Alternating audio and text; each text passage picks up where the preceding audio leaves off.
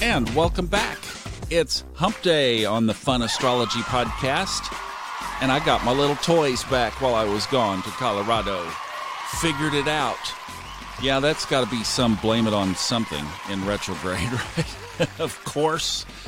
Well, listen, I wanted to do something a little bit different today. I thought that we would take a little bit of a different look at some of the things that are going on, because when you put a combination of things together, you could really say, as above, so below.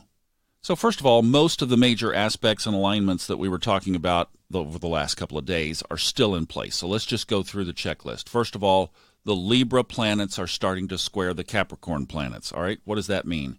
That means we've had the big three, obviously very slow movers, sitting over in Capricorn: Saturn, Pluto, and the South Node.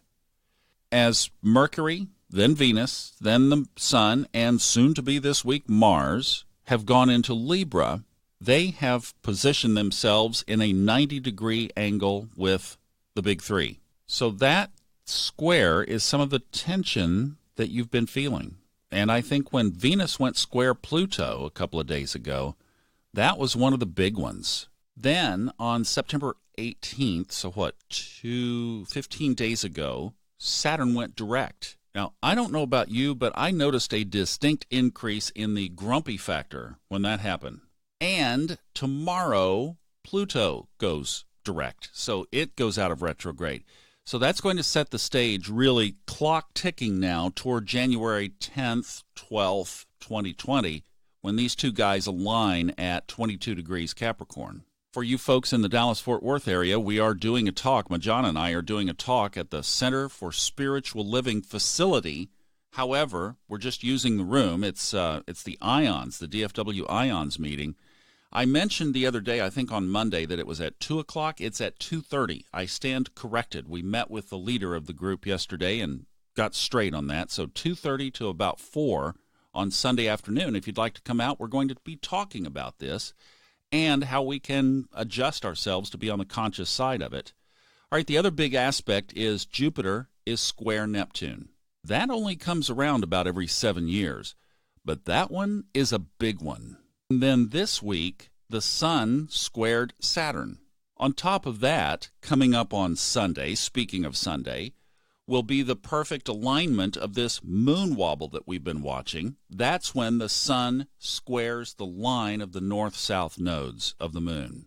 Now look, I know this would be a lot easier to explain if we had a visual of it, and it's a lot of ping-pong balls bouncing around in your head, so let's kind of break this down. All right, Moon Wobble. It's kind of the same category as Mercury Retrograde, just on, I would say, more steroids, if you will, amplified.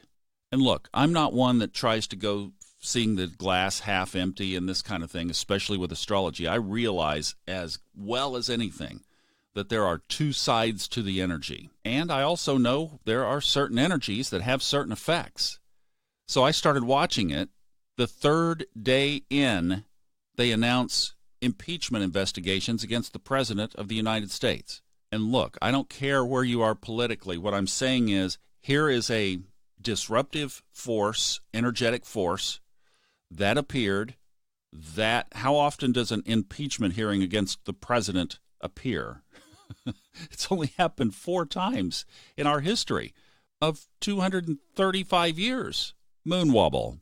The markets went kind of south yesterday. I mean, 350 points on today's stock market average is not all that much, really. But I was looking back at the 1929 crash. Moon Wobble. Something very interesting also happened this week. I don't know if you saw the headline, but a lot of the major online brokerage firms have taken their commission structure to 0. So you want to buy 100 shares of a stock? 0 cost. Charles Schwab started it 2 days ago, and then the other major online brokers have fallen in line, and their stocks were off up to 25% yesterday. That is a major disruptive shift in online trading and banking, in the financial markets. Who controls that? Uranus in Taurus. And one of the early predictions last fall, when Uranus was getting ready to move from Aries into Taurus, was that there would be some kinds of disruptions in the financial sector. Well, here you go. And Uranus is in retrograde, going backwards, in Taurus. I would suspect before it's over 7 years from now, there will be more. And get this one, with Jupiter and Neptune, that's a big square, all right? Neptune, foggy, incomplete information, picture not clear, square, Jupiter, let's say distorting that information, or that information becomes a manipulated factor. In other words, aggrandizement gone wild, gone crazy. Does that not kind of sound like the impeachment investigation? So you can see that as above, so below. I mean, we're reflecting these energies, or the sky is reflecting what's going on down here. And what just amazes me about all of this is that there is such precision to astrology. It's built on physics and geometry. The same type of structure as sacred geometry, which is the core design of the universe itself. So we are just reflecting these energies down here of what's going on up there. It's an amazing and beautiful picture. That's why I love studying this. There's precision and design to this.